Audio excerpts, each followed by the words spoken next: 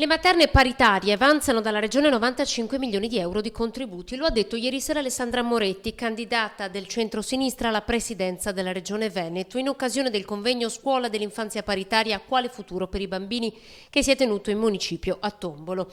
Moretti ha rilanciato e a fronte del debito nei confronti delle paritarie ha proposto ieri la sua riforma per la scuola, simile a quella già attuata dalla Regione Emilia-Romagna, che prevede l'istituzione di un rimborso mensile ai centri per l'infanzia.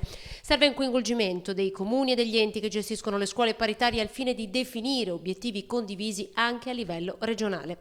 I finanziamenti che ogni anno giungono direttamente alle private vengono erogati sotto due diversi capitoli, il secondo dei quali prevede il parere della Conferenza delle Regioni e viene perciò erogato in un secondo momento. Per il 2015 Renzi ha stanziato nel primo capitolo per le paritarie 200 milioni di euro, contributi dunque erogati direttamente dallo Stato.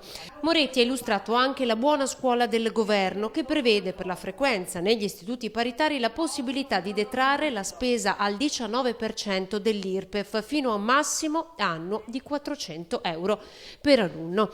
Ma nel pomeriggio è arrivata la controrisposta dell'assessore al bilancio della Giunta Zaia. Abbiamo fatto un miracolo a fronte dei forti tagli romani. La Regione liquida 21 milioni di euro a favore delle scuole paritarie del Veneto.